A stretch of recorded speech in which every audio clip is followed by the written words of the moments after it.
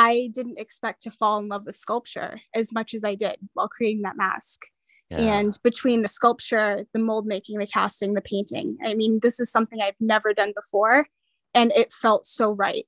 It felt like it was satisfying that need to work in a more three-dimensional way that I wasn't receiving through cosmetology or body painting. And I knew at that point and thought at that point that this is what I want to do for the rest of my life.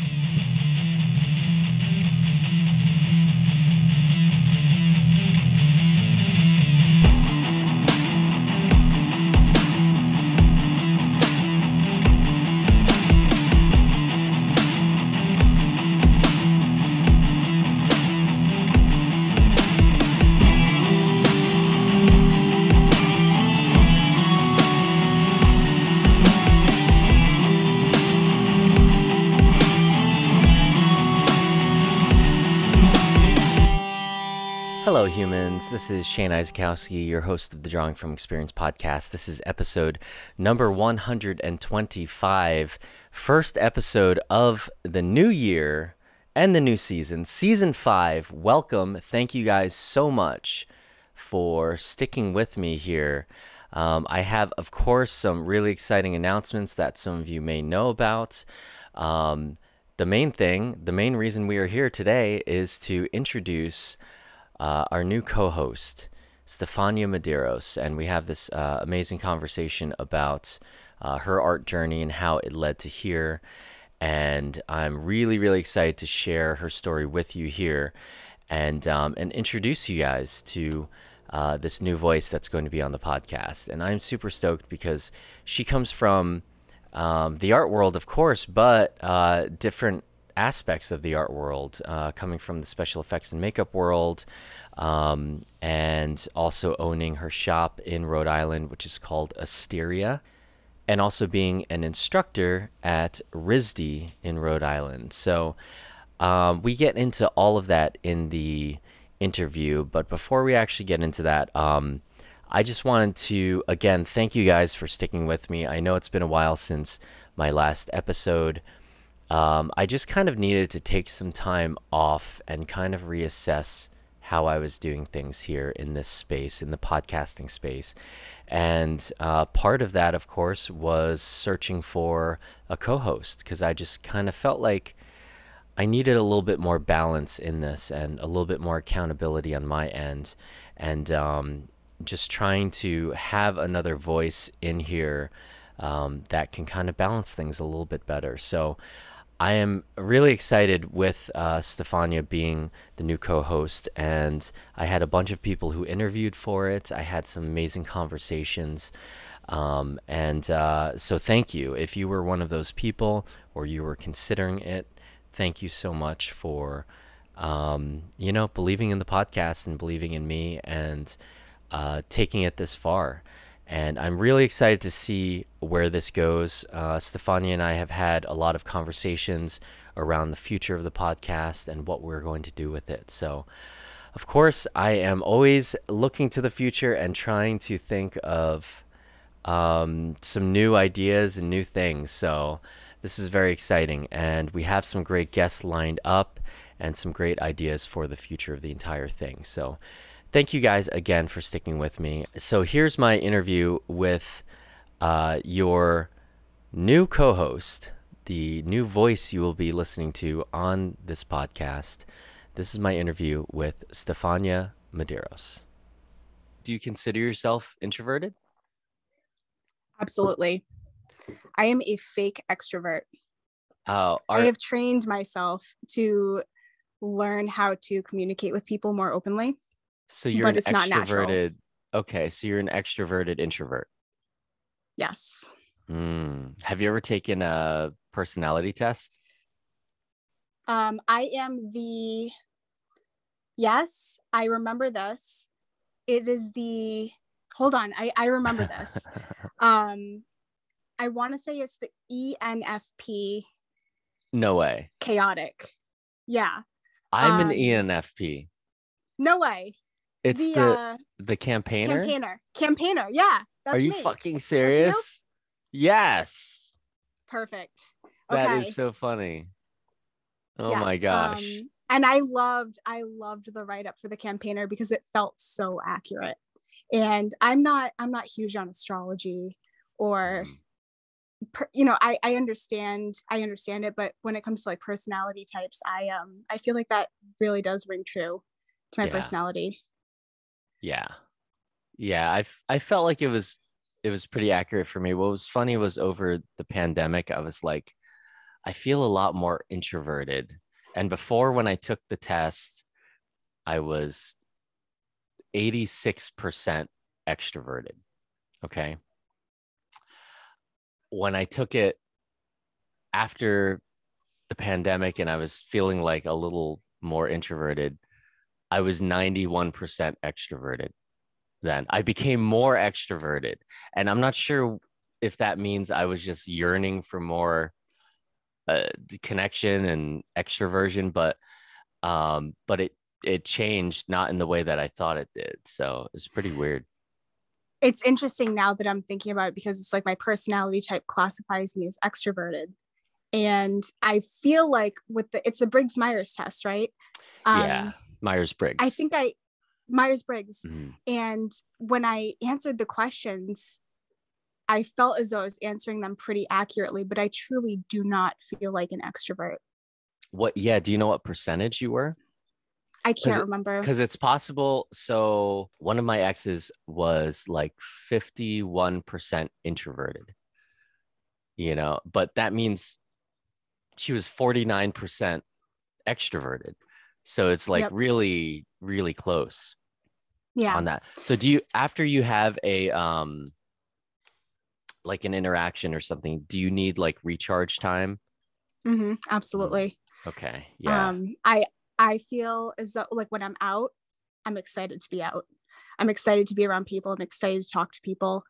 But the moment I get home, I'm like, okay, I didn't realize that I needed the silence. Yeah.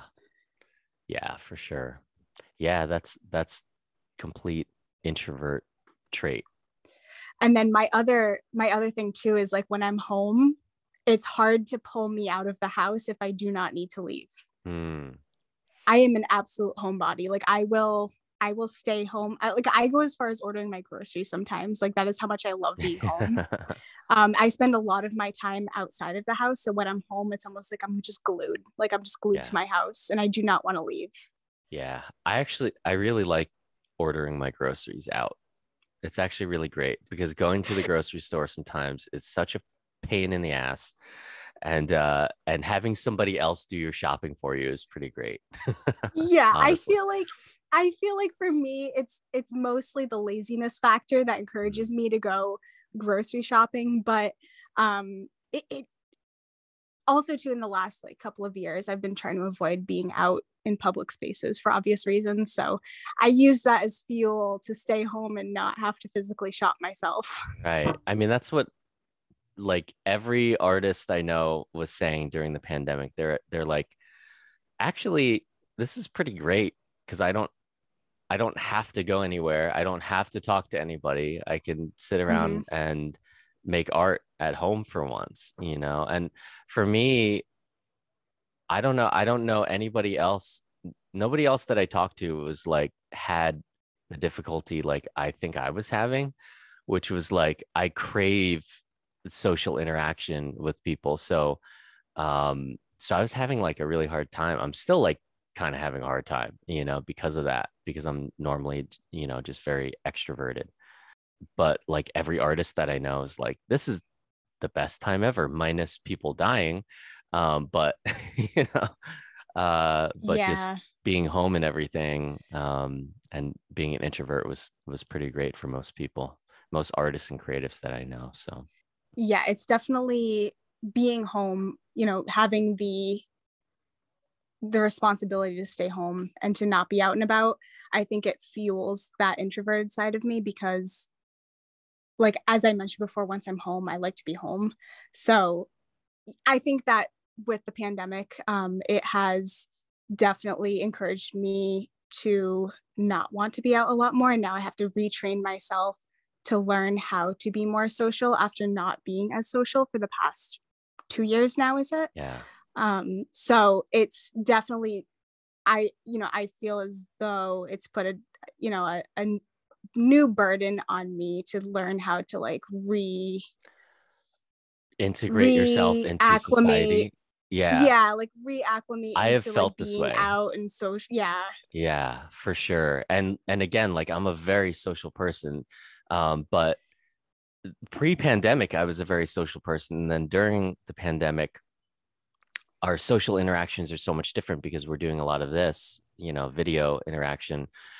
So I think mentally I just had to kind of shift that a bit. And then when I'm out in a room full of people, even if everyone is masked and everything, it's like it's totally different now. I don't know. I think it's going to take many years. Even let's just say COVID gets squashed tomorrow and it doesn't exist anymore.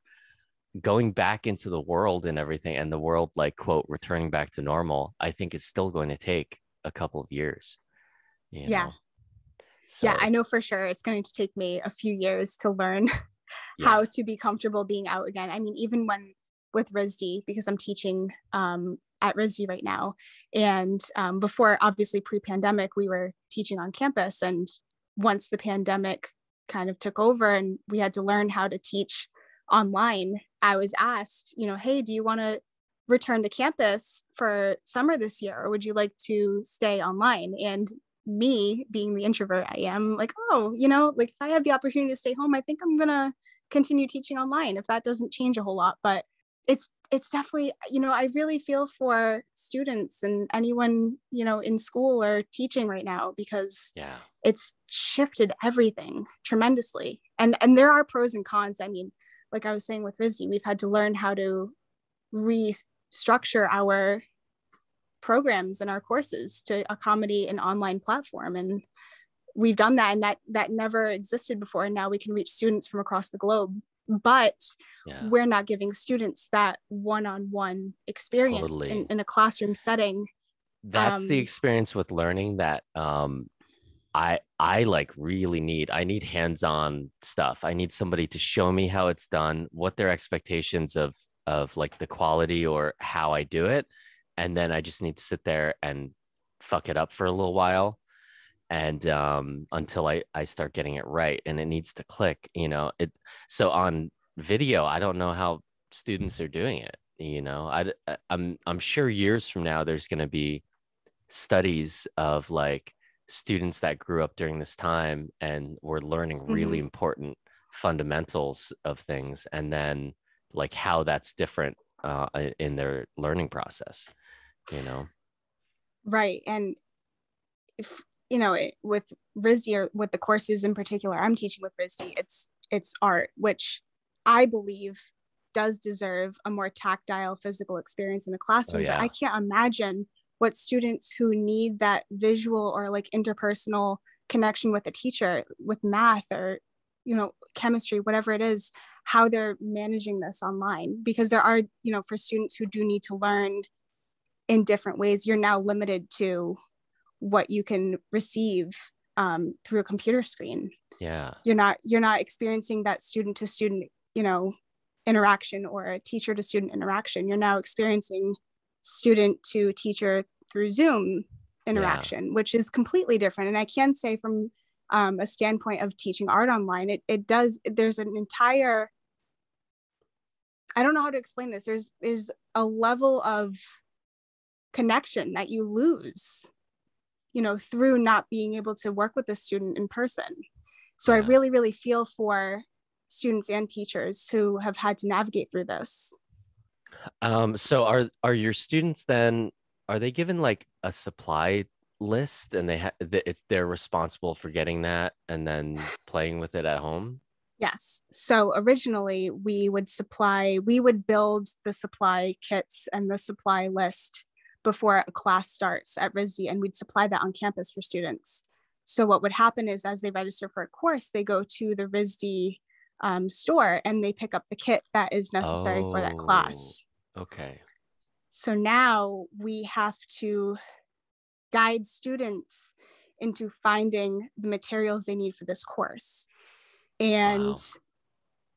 because we are trying to be open with the budget restrictions that some students and families may have when registering for a course, we're giving them options. And for me, I've been very lucky to work with Friends Beauty Supply in North Hollywood, California, to build special effects kits for some of the courses that we hold at RISD. But with that list too, I also supply a more budget-friendly list of materials that the students can use to get through the course if they don't want to invest in an entire kit that we supply them. Yeah. Wow. What a time. Every time I think that things are like kind of returning back to normal, I'm just hoping that Monsterpalooza doesn't get canceled in June. My fingers are so crossed for you, Shane. You have no idea. I'm actually hoping to be there. Cool. I'm hoping to be there for June. Right now, as of right now, my availability is saying I can be. And I haven't been to a Monsterpalooza in years. Yeah. So I'd be really excited to attend this year. You should definitely come. It's going to be hopefully awesome. I'm almost like trying not to think about it just so I don't like jinx it or something, you know? So I don't know. We'll see. I'm hoping. But is this your first time vending at Monsterpalooza? I did Son of Monsterpalooza. It was the last Monsterpalooza event, which was the end of 2019. Wait, let me think for a second. Yeah, the end of 2019 was the last Son of Monsterpalooza. Then I'd signed up for Son of Monsterpalooza again when they were going to do it again, and then they canceled it this past October. So this is my first big show, the actual Monsterpalooza show. So yeah, I'm super excited about it. So exciting. Yeah. So I have a question. What is it about, just shifting topics here seamlessly? What is it about stand-up comedy that makes you uncomfortable? First of all, how did you know that stand-up comedy makes me uncomfortable? And second of all, I think that I was listening to a previous episode of the Drawing from Experience podcast and I think it was an interview with Chet saying how he despises ASMR. Right. And yes. So I related to this in relation to comedy, because there's nothing that makes me more uncomfortable than somebody standing up in front of me and trying to get a reaction out of me. Well, I'll tell you what makes it uncomfortable for me. And I'll say with the caveat that only when it's live and actually in front of me, is I don't want to get picked on by the comedian. And this has happened to me.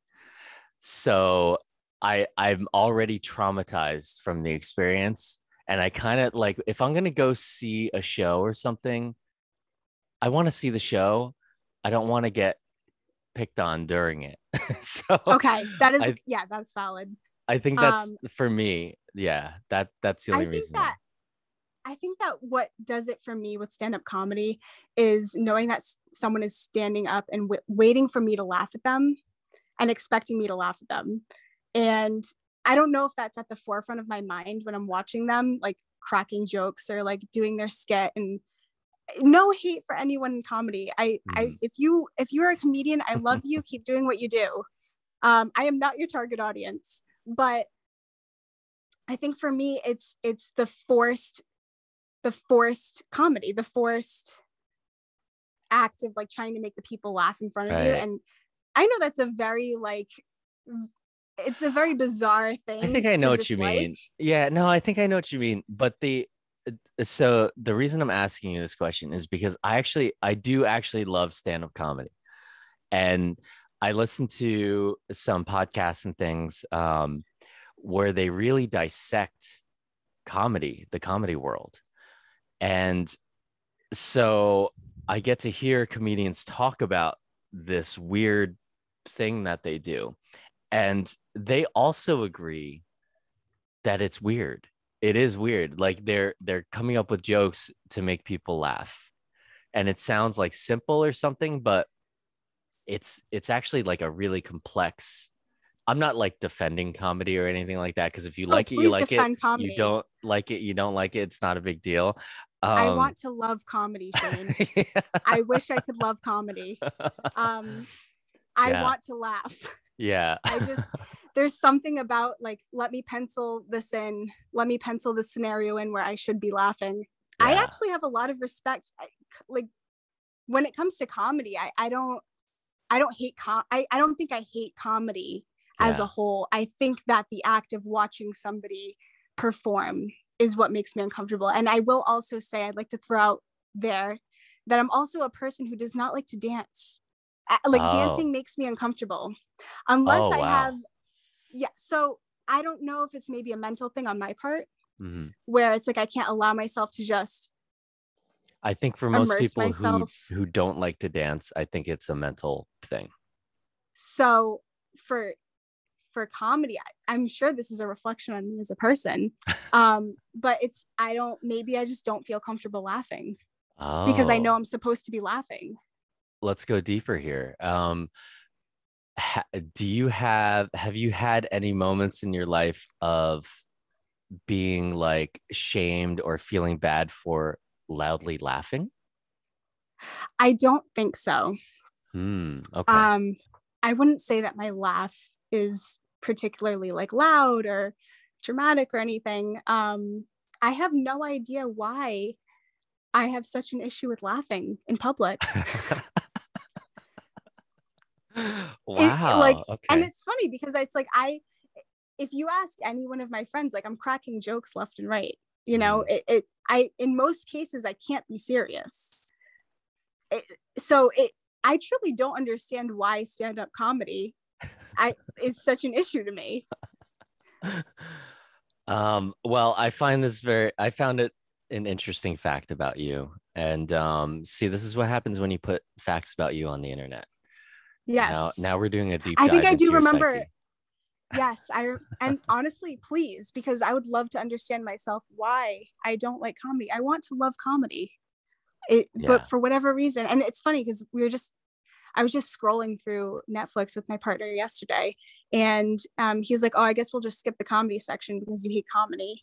And I'm wondering if it's like if the movie was Well, put on and I didn't seek it out, mm, if I would enjoy it just as much. But I think it's the act of picking something that's supposed to be funny. okay, wait, okay. So hold on. Now there's a whole nother level. Okay. So do you just not like stand-up comedy, or do you just don't like comedy at all? It's become this like ongoing joke that I just hate the umbrella of comedy. But I'm still open to giving it a chance. Mm, I want to give comedy a chance. I want to love comedy. I just, in my experience of being at live comedy events or watching some comedy films, like I just don't laugh. yeah. And I don't know Wow. why. You're like, I'm Wow. laughing right now. Yeah. I'm not a non-humorous person. I Yeah. just don't like comedy. Yeah. Wow. Okay. All right. Well, as time goes on and we get to know each other better, I think we're gonna have to unpack little parts of this. That's what I think. I would more than anything, I would love to understand why I don't like comedy so I can start loving comedy. Yeah. And dancing, that is a whole nother can of worms. Because I love to dance, by the way. Yes. And I believe this one is far more common for people to not feel comfortable dancing. Again, I wish I knew why I don't feel comfortable dancing openly in front of people without any form of liquid courage. Yeah. But I think it's the expectation that I know I should be moving my body in some way in front of people Oh and yeah. having and it's, I don't know, maybe there's like a wall up. If you catch me alone in my house, I'll be dancing, but Yeah. you won't catch me in public dancing in front of other people. Oh. Ah. Yeah, I think this has to do with yeah, being comfortable just being yourself in public. I think it has to Mhm. do with that. And that I had that same exact struggle for a very long time. And I'm sorry, how can I ask you how old you are? I'm 27. I'll be 28 this year. Okay, so it took me until I think I was about 24 or 25 that I finally just let all my inhibitions in the dancing realm just completely down, like did not care, and just declared to myself that it's okay for me to dance and look silly, because at the end of the day, we're all just moving in a room listening to the same song. We're just moving, Right.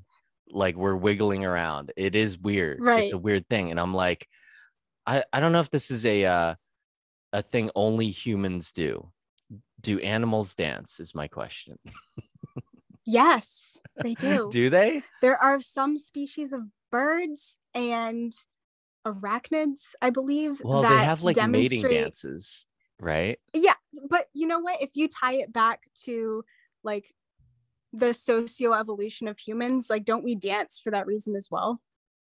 Oh yeah, I At guess its so. core, at its core purpose, maybe. Yeah. I can't confirm that, but that's my, I guess, a theory as of right now. You know, it's funny too, because even like watching people dance makes me uncomfortable in Oh public. wow. And it's nothing against anyone who's dancing. I'm happy they're dancing. I'm happy they're experiencing that. But for whatever reason, it's uncomfortable for me to watch. What about group dance competitions? Is that something you completely hate? Like the ones that they'll have an entire choreographed dance. There's like 20 people and they're all doing stuff in sync, and then they break It's off and do definitely solo things, and you know. it's definitely different because it's choreographed. It's an art. I mean, hey, if Jim over in the corner is wiggling, that's an art too. Yeah. Nothing against that. But I do have a lot of respect. I actually grew up dancing. I danced for a Oh, large portion. Yeah. what? Choreographed Wait. though. So I Okay. can dance. I can dance. I danced and I did cheerleading for a small fraction of my childhood, teenagehood as well. But Okay. I have a lot of respect for dancing, ironically. Wow. And when it comes to choreographed dancing, it's an art. I have, there's a lot of skill that goes into both the performance and the art of dancing itself. So Yeah. I actually I could watch a choreographed dance. I remember as a dancer watching other performances too. I loved it. I got immersed in it. It didn't make me uncomfortable at all. I'm addicted to these dance competition performances. And there's some groups, there's this one group specifically, I think they're based in LA and San Francisco, like they have members all over, but I think they're mainly based here.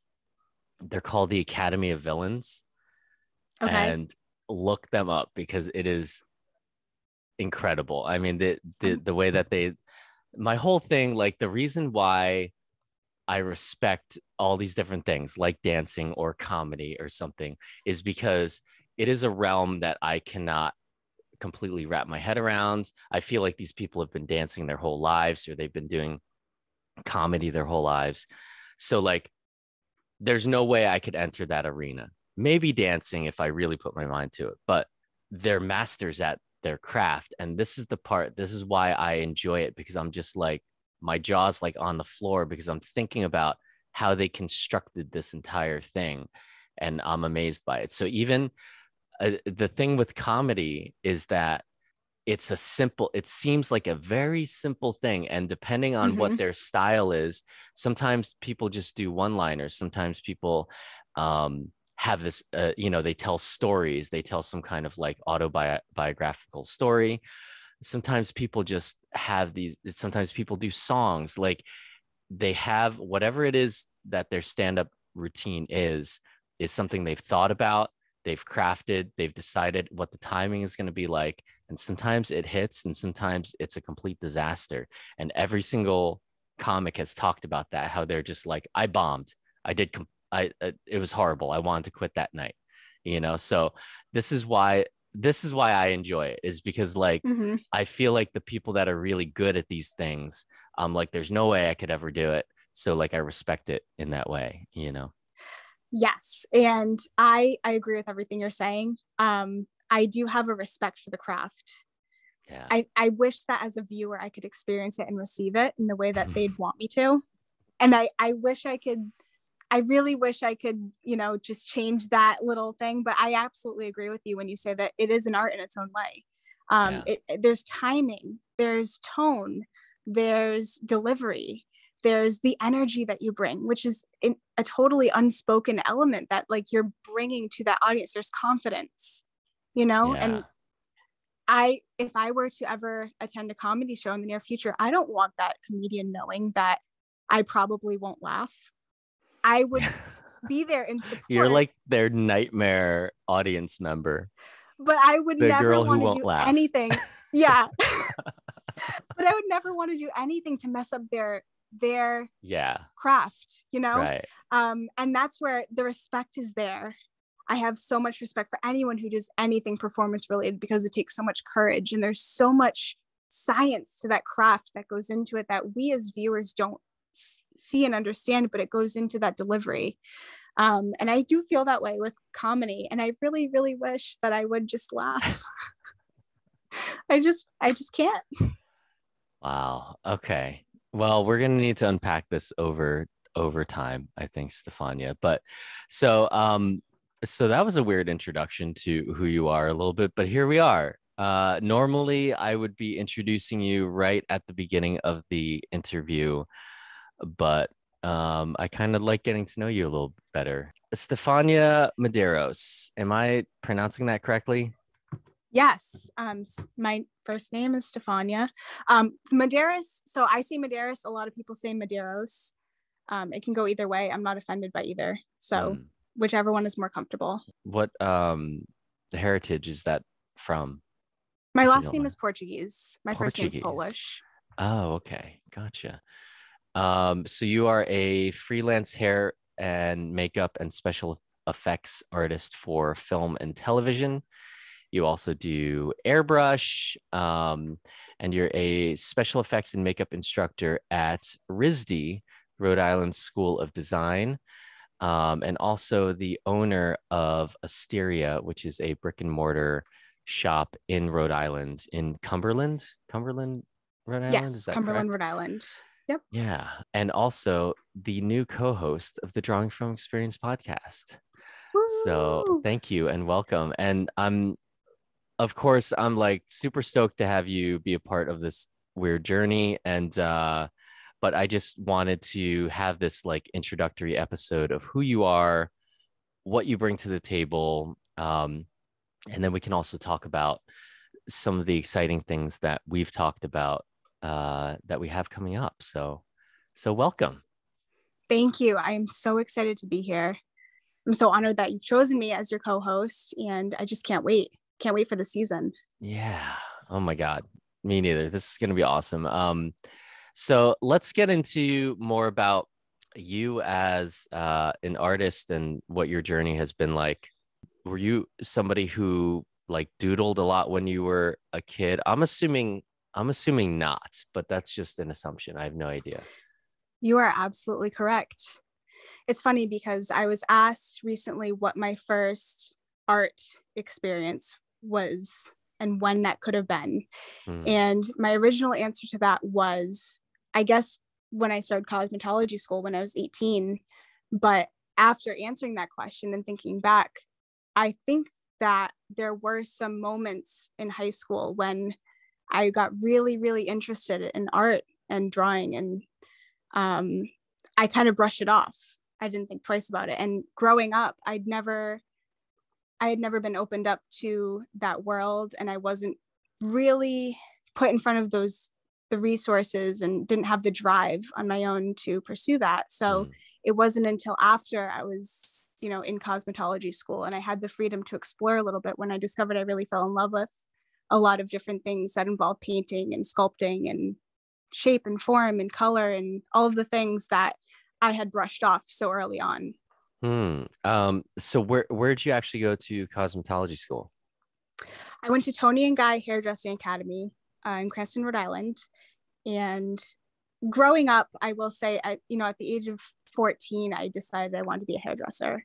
And when I was in high school, I would walk to this salon down the street after school and shadow and help out in the salon. And I fell so in love with, maybe I did see the art in hairdressing because it is an art. There's a lot that goes into cosmetology, but I actually fell in love with the connection that the the hairdressers I was shadowing were building with their clients. I Oh, fell in love okay. with the conversations they were having, and I was excited every day to go into the salon and listen to their conversations. Mm. So from there, as soon as I graduated high school, I went straight to Tony and Guy. And once I was in school with Tony and Guy, we learned about color theory. We learned about, form within the hair, shape and form. And for anyone who isn't in the cosmetology world, there's so much art that goes into hair, in terms of color and form and shape, that we really have to start thinking critically for in order to achieve a specific result. Yeah. And I personally, I kind of stuck to the film, fashion, entertainment area of hair. And as much as I thought and expected to work in a salon, upon graduating from Tony and Guy, I fell in love with the film world, and I started taking these shadowing and assisting jobs working on local film sets in the area. And then I fell in love with the film industry. And from there, I started immersing myself. I started exploring a little bit with paint, and I started body painting, and I discovered that I can turn people into beings, otherworldly beings, and I could turn them into something that isn't real. And I fell absolutely in love with that. So while I was at Tony and Guy, I started to work. My whole schedule started turning into me taking fashion and film jobs. And that's what started accumulating all of my hours to graduate. There was a scholarship that was offered to students during my program, and it was a scholarship to attend another school or a program, or help fund the program that we're in now. And I realized I wanted to go to school for special effects makeup. Because when I was body painting, I was working in 2D on the skin, and I realized that I wanted to take those 2D effects and create more three-dimensional forms and take these creatures even further and transform these beings into something a little bit more. So I wanted to learn prosthetic design.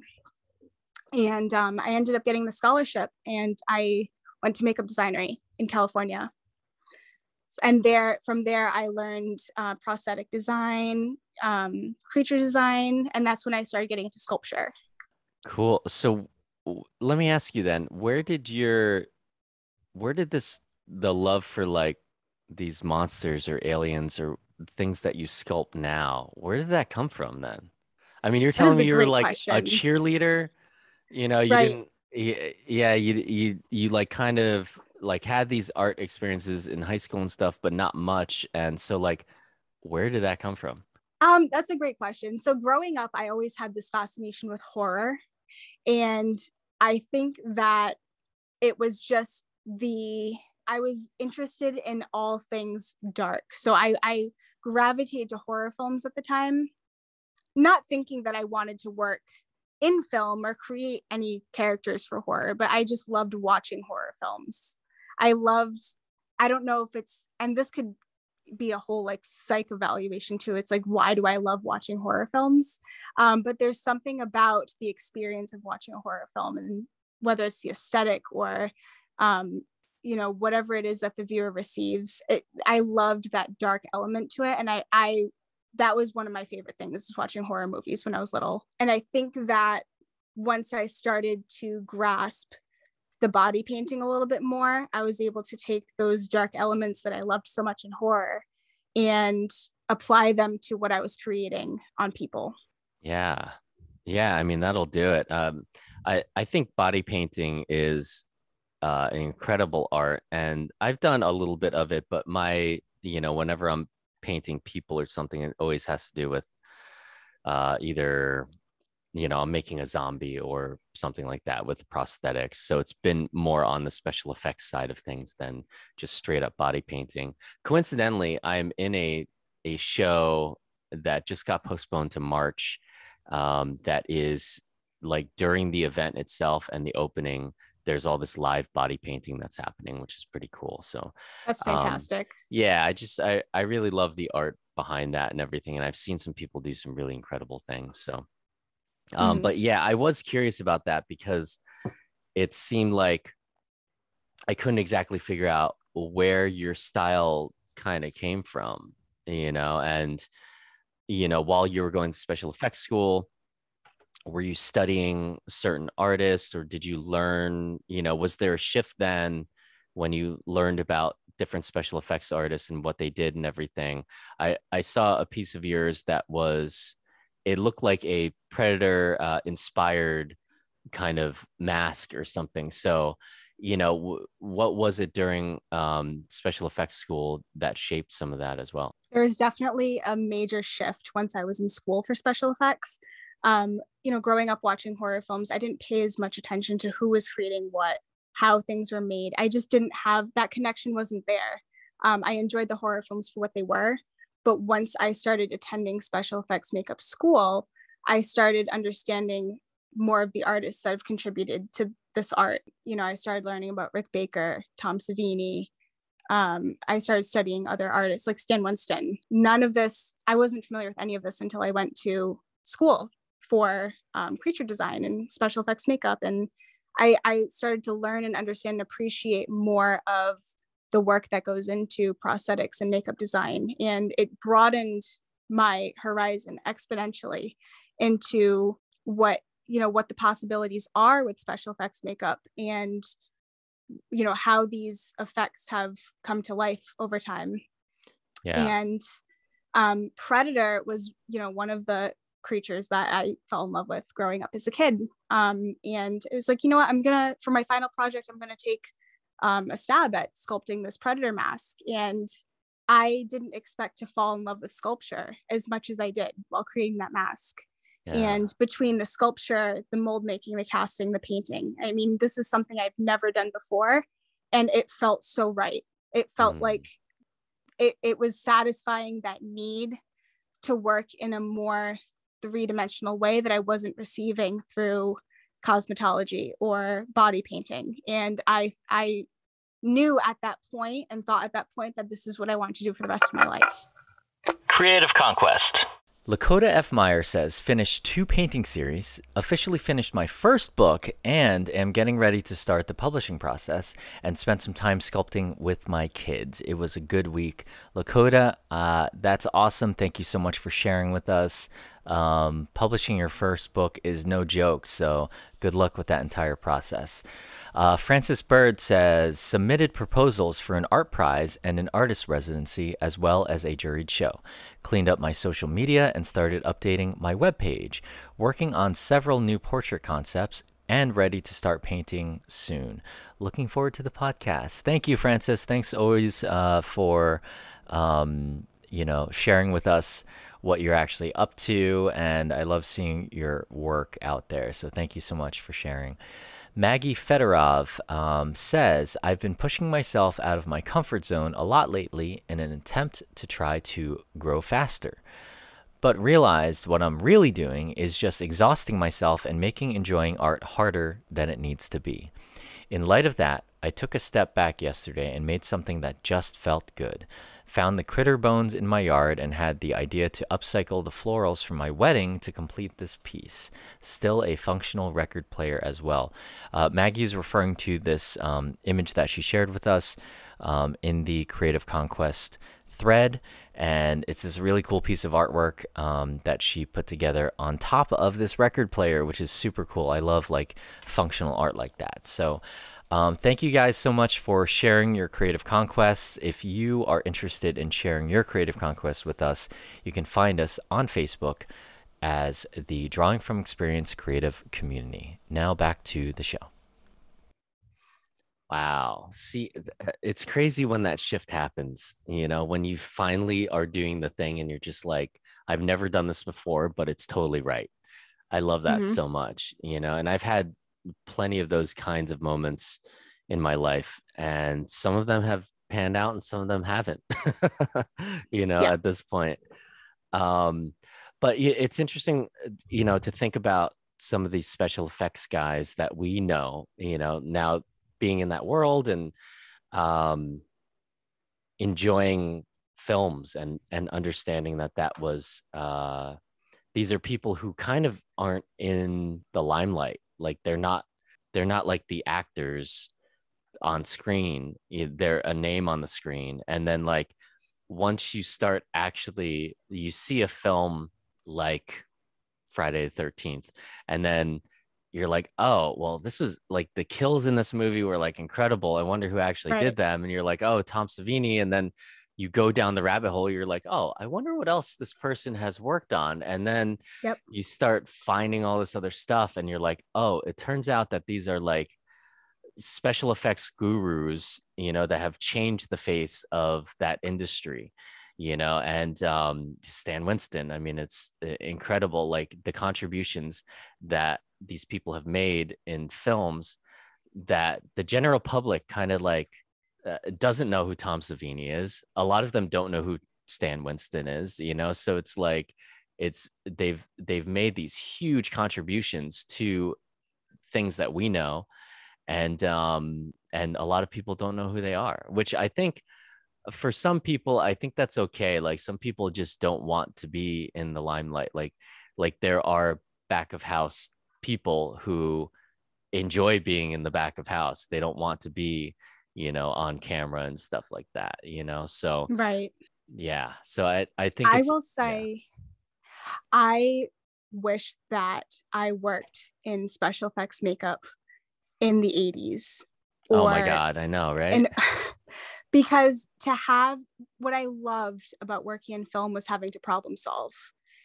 And when I'm delivered a script and the director, producer, whoever it is I'm consulting with on this project is saying, hey, we need to create a rig where tentacles burst out of this person's chest.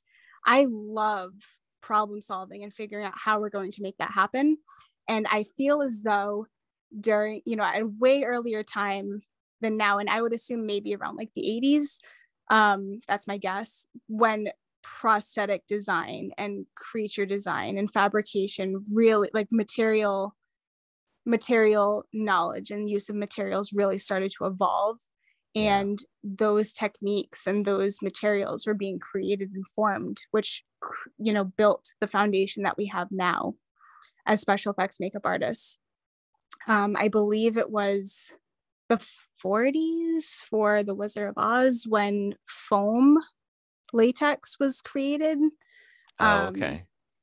But I didn't know that.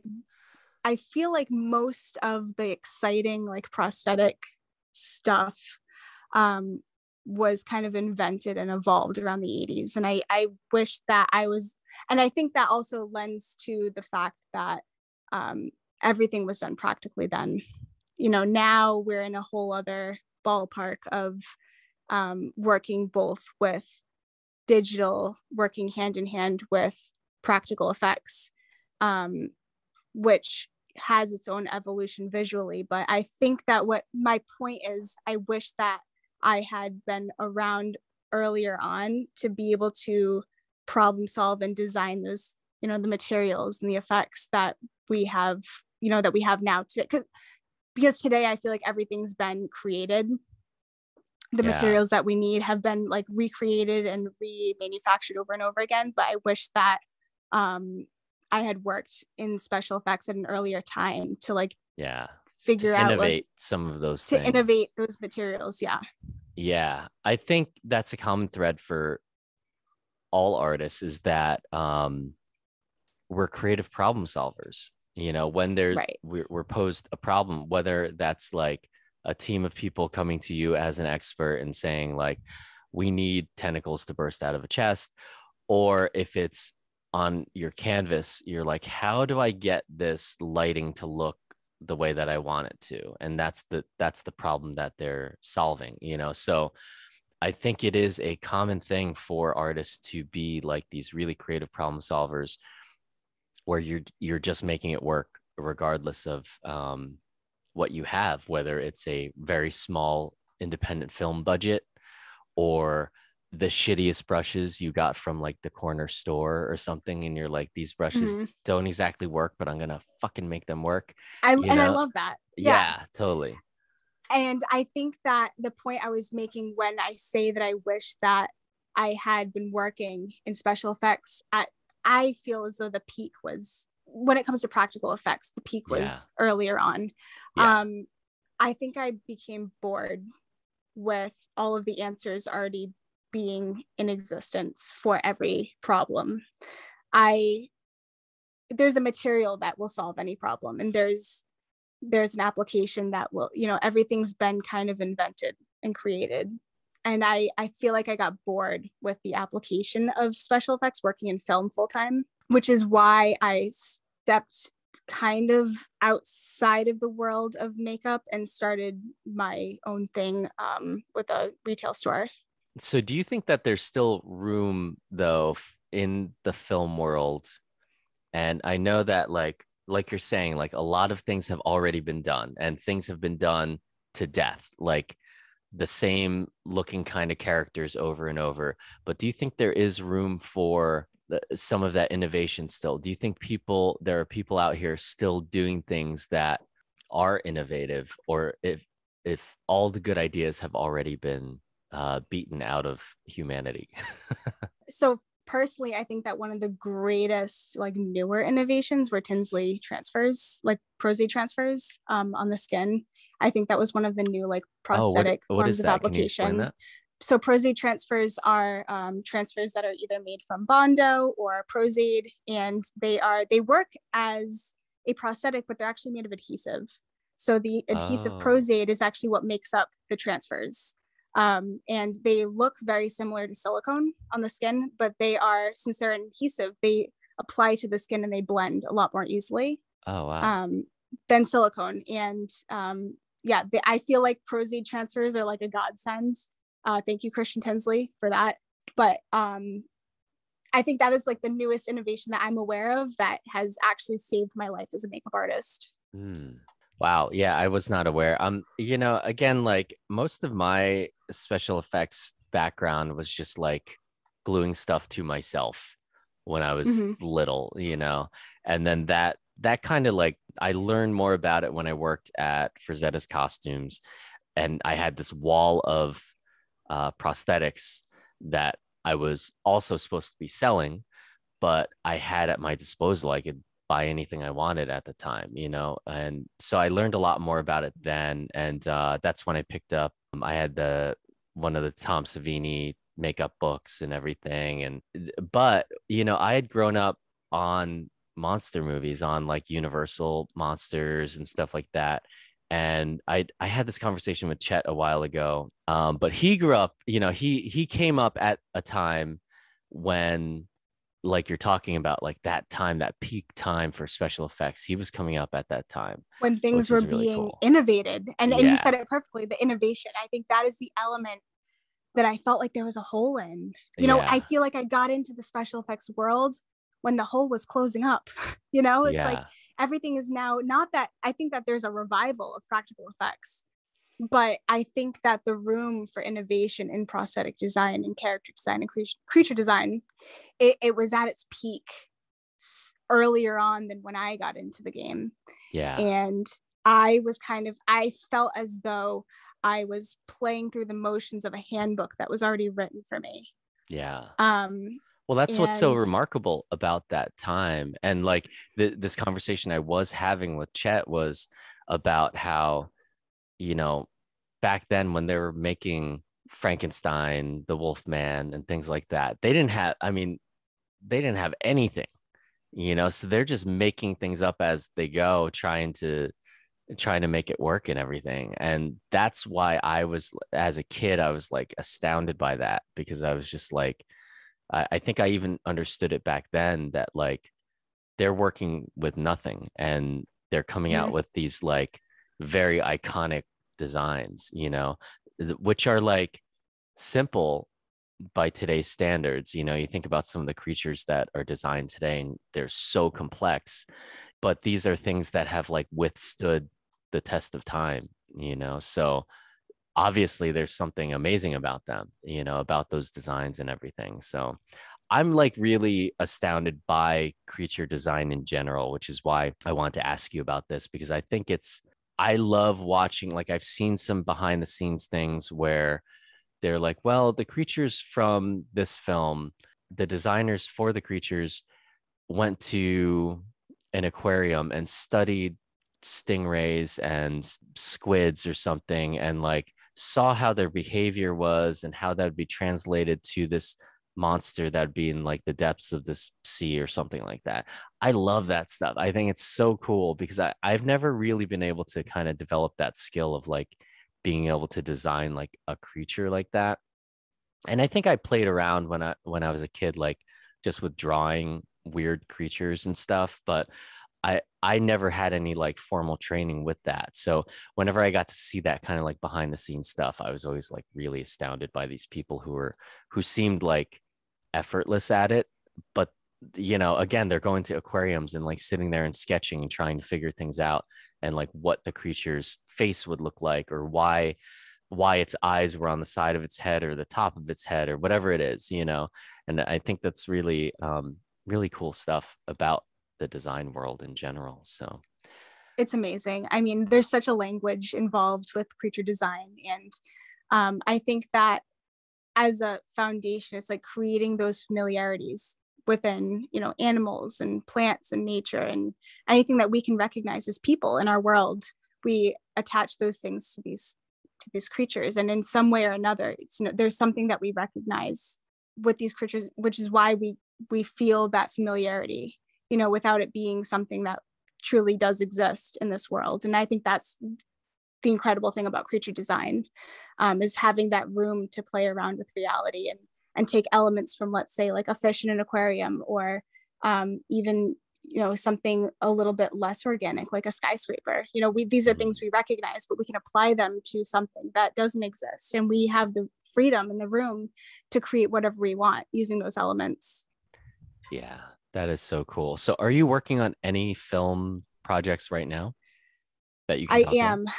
about? I just shut down a very large production, and I wish I could speak about this right now, but I can't.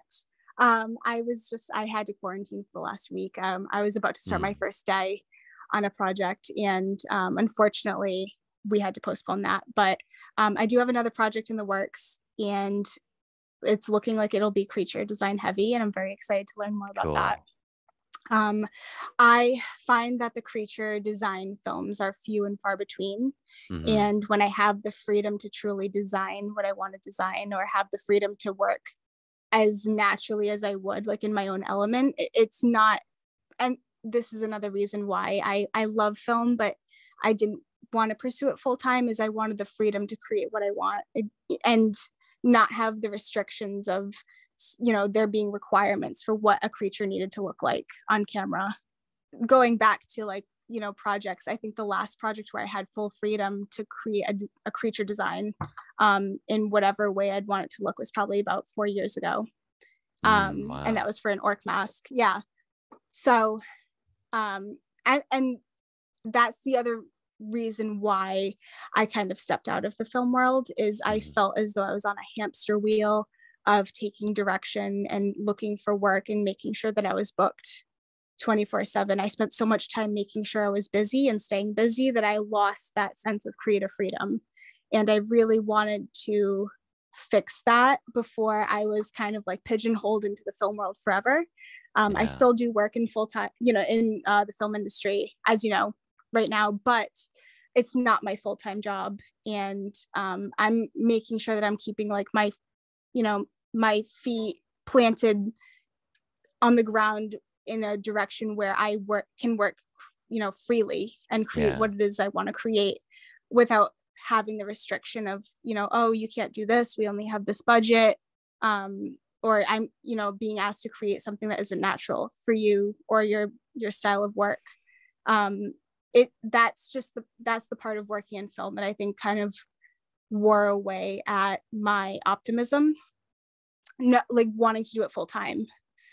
And I have a very strong admiration for film. I think that it's an art within itself. Every department is so involved, and there's so much that goes into creating a film, between lighting and cinematography and props and makeup and hair and wardrobe. It is such an art, and I love that. And I don't think I'll ever be able to step away from that. But as far as my personal drive to create, I don't think that working in film satisfied that need that I feel like I have to create. and I didn't want to get stuck doing that full time. Yeah. So I realized while I was working in LA, I lived in LA for several years, working full time in film, and I discovered at one point I landed a job that I was very excited about, and I found myself working alongside people who had been doing this for decades. And in that moment, I didn't feel as though I was getting paid fairly. I didn't feel as though the work environment and the conditions were acceptable or would be suitable for me in 30 years. I was working in like 100-degree heat. I'm not going to like say any specific like name or anything, but we were working, all day out in the heat, running molds, and I was picking up molds that were like way above like my center of gravity. And I found myself being physically worn down, financially worn down, and mentally worn down. Yeah. And I realized in that moment, I needed to work in a direction that fulfilled me creatively, and also build a foundation for myself that I know that I could rely on later on in case I don't want to be in the film industry full time. So when I was working in Los Angeles, when I would come home from working on this job at a shop, I'd come home and I started making jewelry, which is something that I had never been interested in before.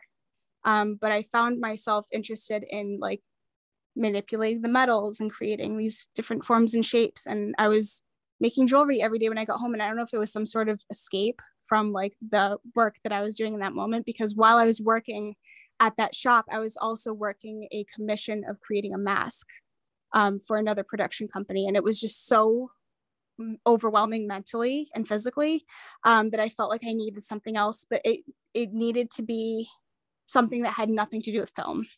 Yeah. And I think that jewelry design was like that new outlet that I had at that moment to invest myself in and feel like I had full control over that.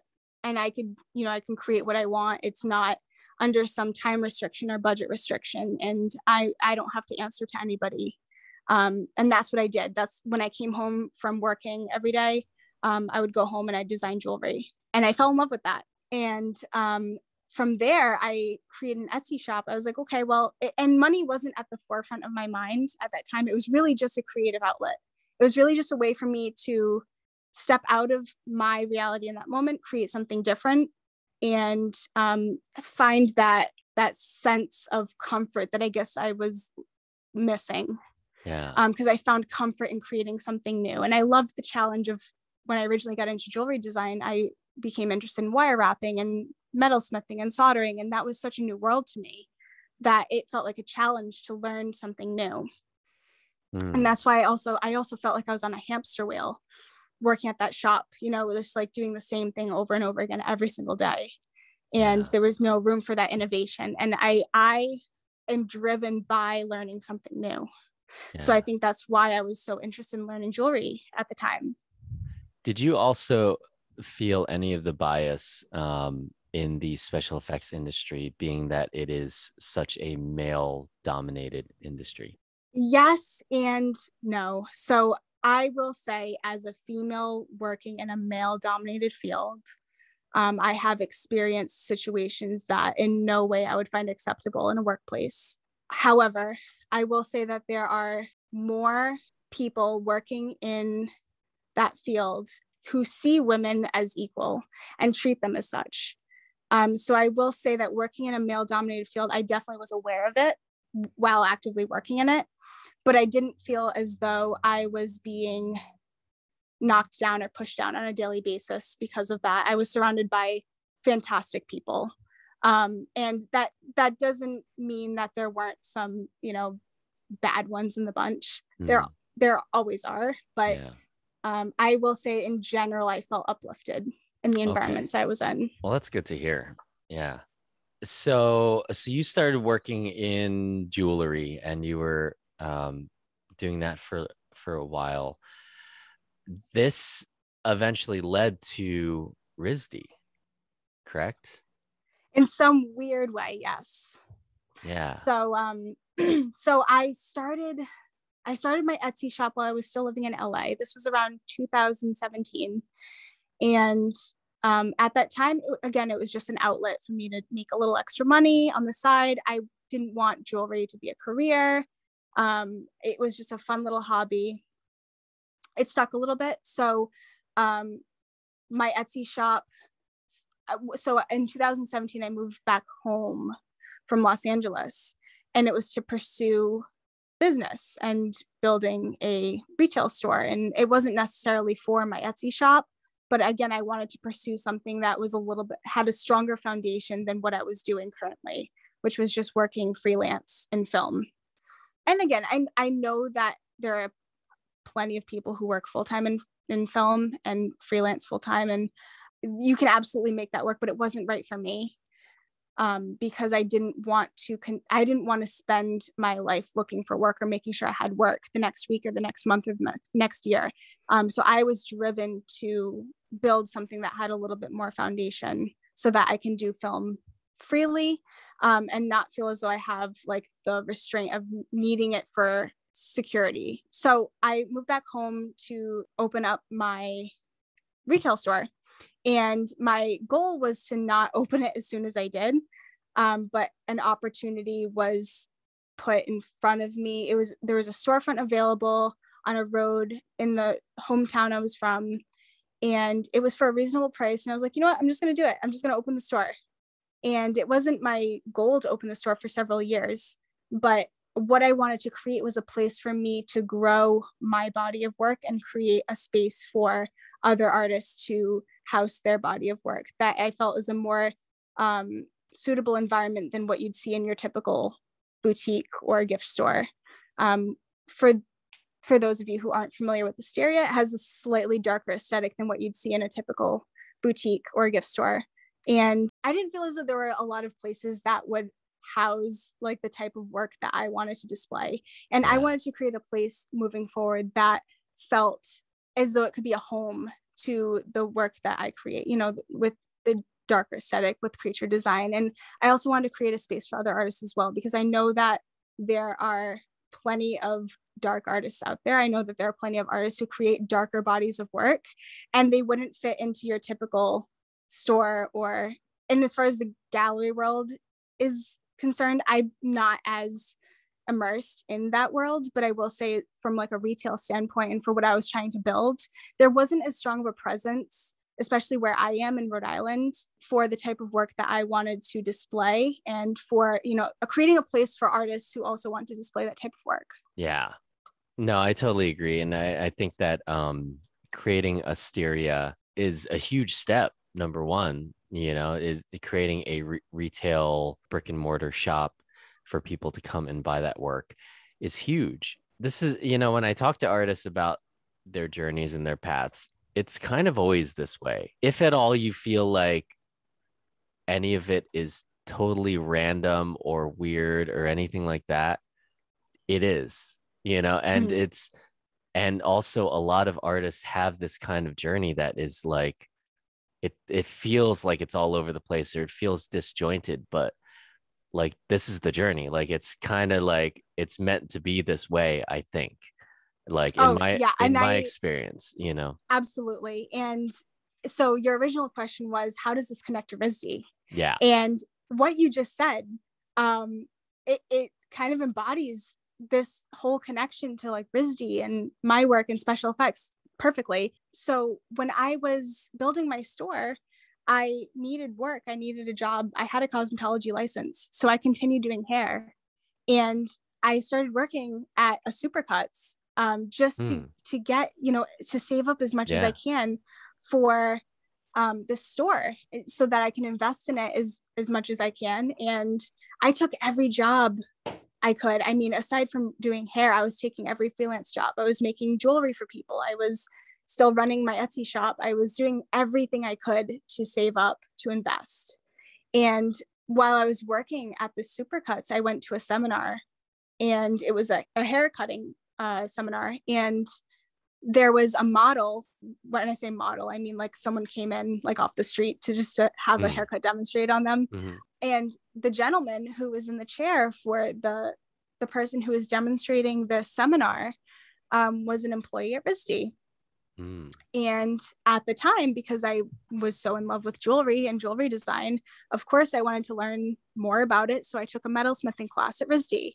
And it was a small summer program. It was just to learn, the basics to get myself started. When the gentleman said that he was a coordinator at RISD, I was like, oh, that's awesome. I'm taking a metalsmithing class and a jewelry design class. And at that time I was just enrolled. So I didn't take any of, I wasn't in the class actively at that time. I had just enrolled, and I was just saying how I was excited to learn more, and that was it. But I introduced myself to him, and, I remember his name. It was a typical just acquaintance situation. Fast forward about a year, he remembered me and the conversation we had, and he remembered my name. And, I don't have a super common name, so I guess it's not that hard, but someone had brought me up to him on a separate occasion who works at RISD, and mentioned the special effects and sculpture and makeup and film work to him.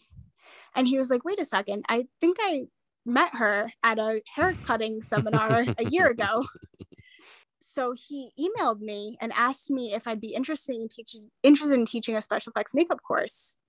And I, at that time I was like, I'm not sure. I've never taught before. I don't have experience with this. However, knowing that there wasn't as much of a presence for special effects here in New England, and the education that was supplied with special effects in New England, I said, however, like, here are some things that I believe students could benefit with for special effects, and at least gaining fundamental knowledge, and I could supply this. So we met and we talked about courses we could build. And from there, I started helping develop courses for RISD. I don't know if these are the first special effects courses that had been built, but these were I designed these courses freshly. So these are completely new to the program, and they stuck, and I've been teaching there since. That's amazing. And that is such the case in so many respects. Like, when I trace back why I am where I am, a lot of times, it's always something weird. It's always some random person I met, or somebody bought a piece off of me, and then they started talking to me about this other thing. And then all of a sudden I'm flying to some other state to do some show for like, because of this one random opportunity with somebody. So, and it all seems like chance, but I don't know. It's like, sometimes it feels cosmic. Sometimes it feels like it's like things are meant to be a certain way. And I think the journey is just it's a weird thing to think about, and that's why I'm kind of just like, nowadays I just kind of go with it. Because everything feels chaotic, but I think, like I'm saying, like, that's kind of the way I think it's supposed to be for a lot of people. It is supposed to kind of feel random. Yeah, there is this weird cosmic connection to so many things that we do, and it's funny because I look back and it's like, I'm just a hairdresser, right? It's like, if somebody were to meet me for the special effects work that I do, and this happens a lot, where it's like I meet someone in public and they're like, oh, what do you do? And I'm like, I don't know which thing to say. Like, am I a hairdresser? Do I tell them I work in film? Do I tell them I'm a freelance artist? Do I tell them I'm a retail store owner? Like, I don't know. And it's like, I don't want to just lay all those things out and look like a jerk who is just bragging about themselves. But all your interests though led you to that though. So like, your special effects interests, your jewelry interest, and your hair cutting all led to that meeting, and then him giving you an opportunity later though. So that's why I think having all those different facets to what your interests are is an important thing, because all of that comes together in this very you way, that only you can kind of do. So like, and all of your experiences have led you this far into where you feel comfortable teaching special effects to people who want to learn about it.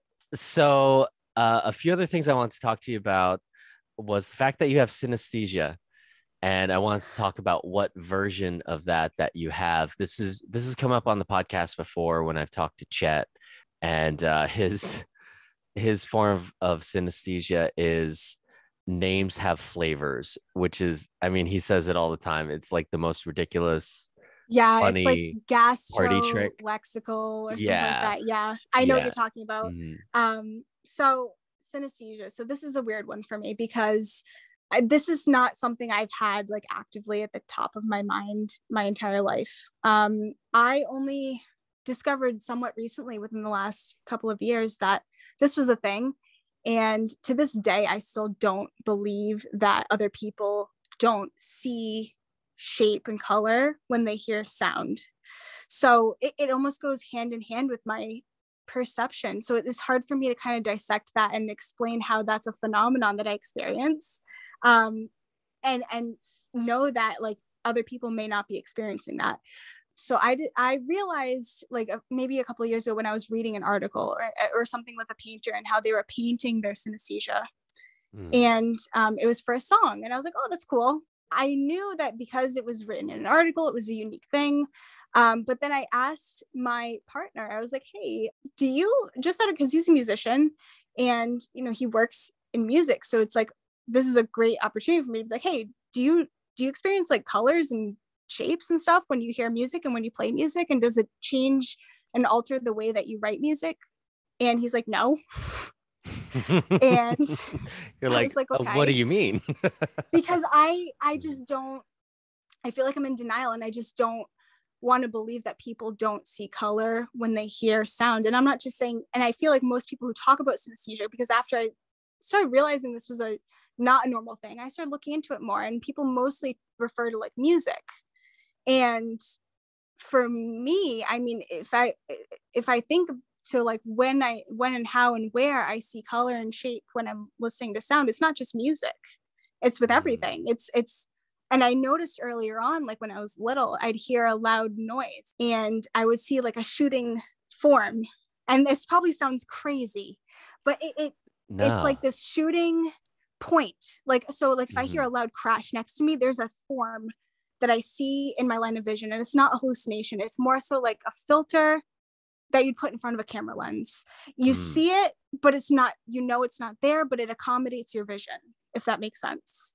Yeah. So, and it's like, if I hear a loud noise, I'd become overwhelmed and it would be a visual experience, and the sound would obviously be there. And I don't know if I do have like some sensitivity to sound. I believe I do, because in most cases when sound overwhelms me, it's usually like unique to me. It's not with everyone else in the room, and I'll be like, this is too loud, can you turn this down? Or like when I'm tired, sound is like overwhelming and overbearing, and I find that I'm like one of the only people who ever points out like, I can't listen to this right now, it has to be silent for me to fall asleep. Anyways, so with sound, like even when I was younger, like I'd see like something tall, or like I'd see like a shape, and it would just flash, and it accommodates the sound.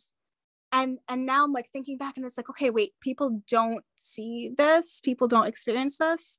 And I'm telling you, I still cannot wrap my head around it, because it's so hand in hand with like my perception that I can't picture not experiencing the visual identity that I give to sound. Yeah.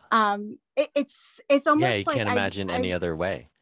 And it's almost like when you hear about like when stories or situations where people, you know, it's like they ask, you know, several people, it's like, oh, when you read words, like, do you picture the people or do you just see the words? You know, it's like, do you visualize what you're reading, or you just see the words on paper? It's like one of those things. Like, I can't imagine hearing I just can't. It's like, what do people see when they hear sound, or when they, and it's not every sound, like it's not like everything is just bombards my vision, but I find that there are some instances where I experience it in a more heightened form than others. So like if I'm exercising, the visuals that I experience like when I'm exercising are so much stronger than, as opposed to like if I were just waking up in the morning and I had to get my mind started for the day. So, and I find that too, like when I'm in the swing of like being a little bit more, and this comes back to like, I don't know, it like if my mind is more active, I see and experience the visuals more than when it's like less active and I feel more drained or tired or unmotivated. Has this shaped your art at all? It's funny because I've tried to sit down and replicate like what the visuals that I experience in the form of paint or drawing and I feel like at my skill level, because I'm just kind of getting my toes wet in the fine art world, I can't even replicate the visuals accurately enough to visually show like what it is I see and experience, just because I feel like my mechanical skill is not there yet. Right. Yeah. I mean, maybe you might not ever be able to fully show that, you know, like, because it's such a weird personal experience for you of what this is, and it's hard to describe, and which I would imagine it means that it's hard to replicate, like you're saying. Right. So if I were to take a moment from a song and replicate the visual that I experience from that moment of the song. So when I hear a song, the visuals change. So it's almost like, for number one, I have to snapshot that moment of the song.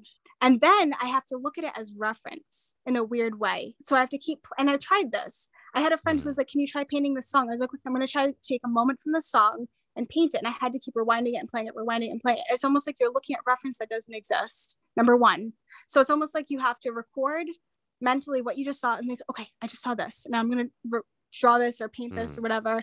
And it's like trying to use reference. But I feel like maybe my skill level isn't there yet, but I cannot properly replicate what it is that I see on canvas or on paper or even in a digital form yet. And I hope to get there at some point. But I really want to do it justice. And I don't want to like create something or release something that is a testament to like what I experienced visually, because it's just not, it doesn't look the same as what I experienced. Yeah, I would imagine visually, I don't know, like that exercise, I feel like the exercise itself to get to the artwork might have to be honed and shaped in a different way, where it's not really necessarily the full representation of what you're seeing visually, but more about like the feeling of it or what that experience means to you, rather than just like some sort of like pillar peak sort of visual that you're actually seeing, you know. But yeah, I think all that will be like developed over time if you keep like playing with that idea, you know. Yeah, it's just, again, it's such a bizarre, because I lived my whole life not thinking or realizing or knowing that this wasn't a common thing. And so to know now that this was a unique experience, it's like, I do want to share this. And I do want to work up to, because my skill level, I mean, I'm just dipping into the fine art world like now. I mean, I worked in special effects doing makeup and prosthetic design, and I did body painting, but I never really sat down and honed in on any fine art skills, or I never went to school for art, and I don't have a strong foundation in that world. So as of last year, I took the jump and the pledge to really focus on my skill set and build that working in 2D, because most of my experience up until this point was working in 3D, aside from when I was doing like body painting and stuff, which I guess you could say is 2D, but I never really sat down to articulate and really work on what it is I like to create. And I feel like there's so much more that I plan to create and want to create once I have that skill set established. So I'm at a really interesting point now where it's like I'm dipping more into the fine art world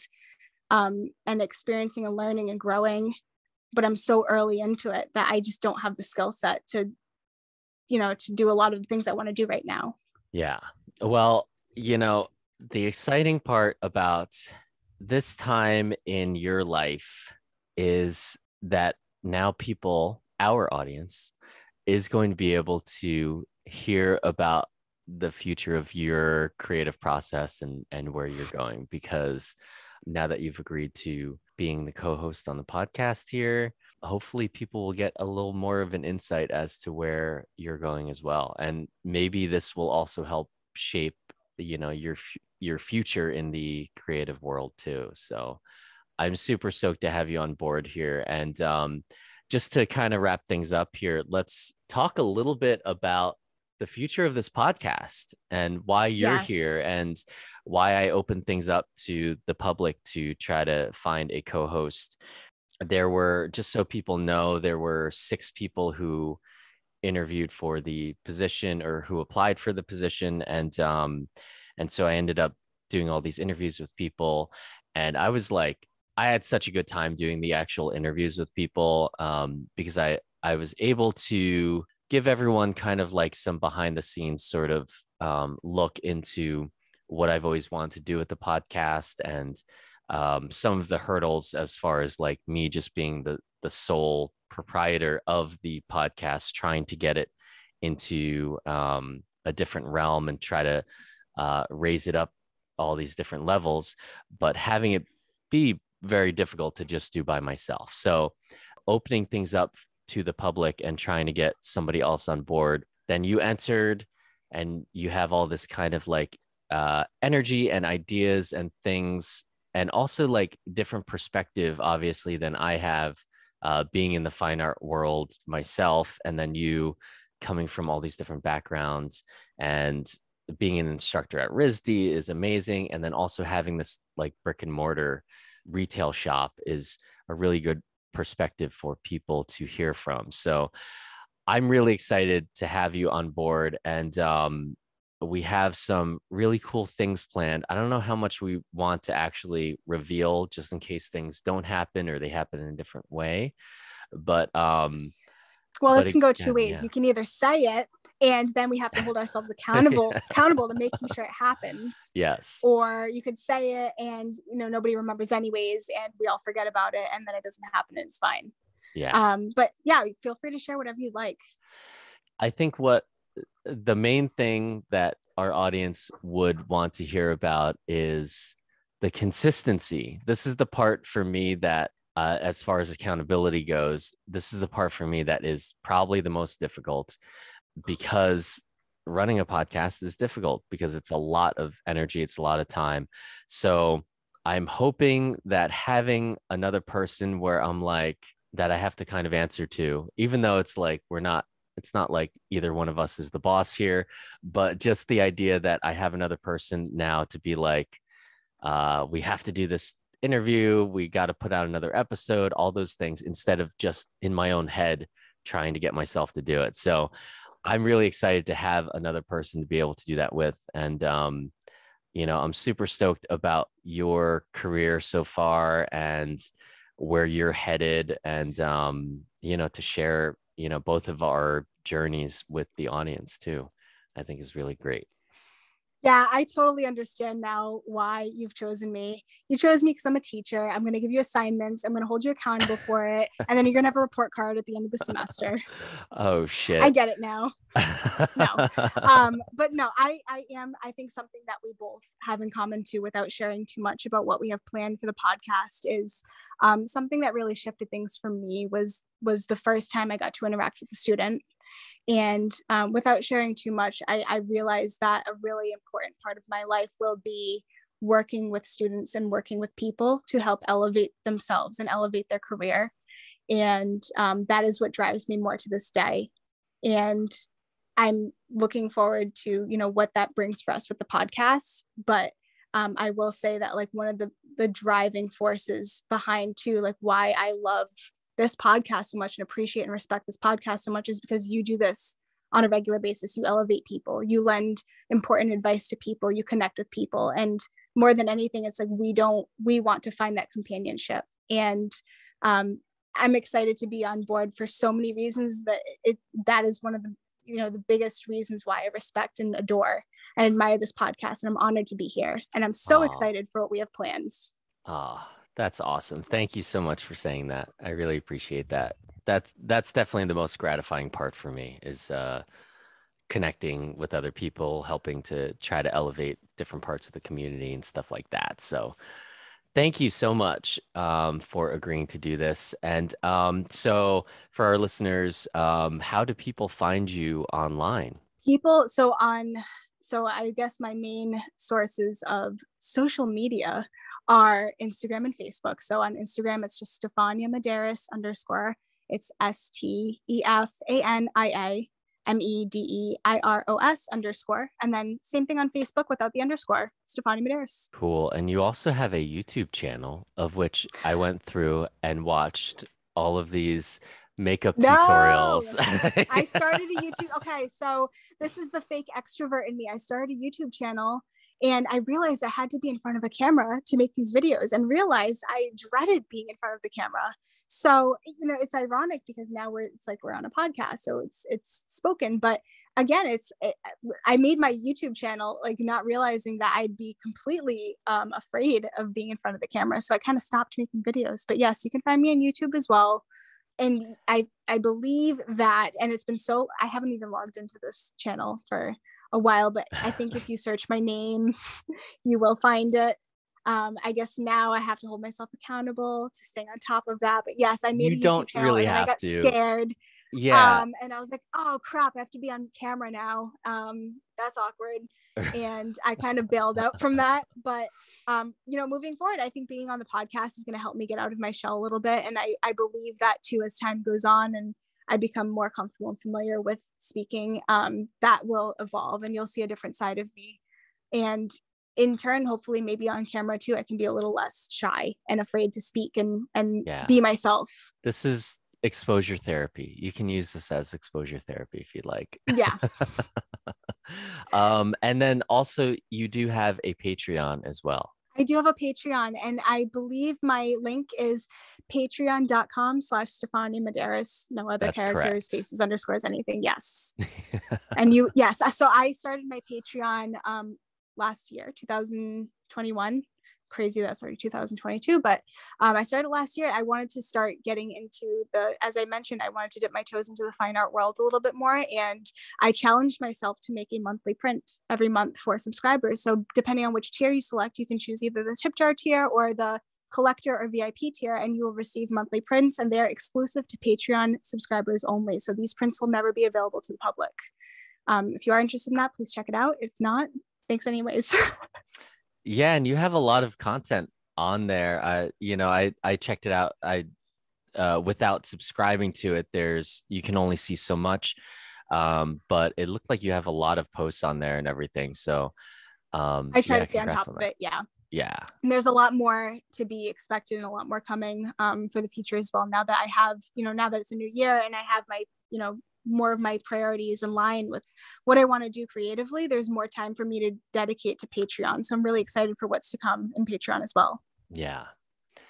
Well, again, thank you so much, Stefania. And what we're actually trying to do is we are trying to get more people to listen to this podcast on Spotify and also rate and review us on there, because the plan is we want to start featuring some of those reviews on our social media or in our episodes. So if you guys can go to Spotify right now is the best time to go, right after you've listened to an episode and you're like, wow, these episodes are really intriguing and engaging and I've learned things, and whatever it is, please go to Spotify and actually rate and review us, because that will help more people discover us. So you can find us on Spotify or iTunes, Stitcher, or Google Podcasts, or on our website, drawingfromexperience.com. You can also find the Drawing from Experience creative community on Facebook, and you can find us on Instagram at DFE podcast, or our Patreon, which is patreon.com/drawingfromexperience.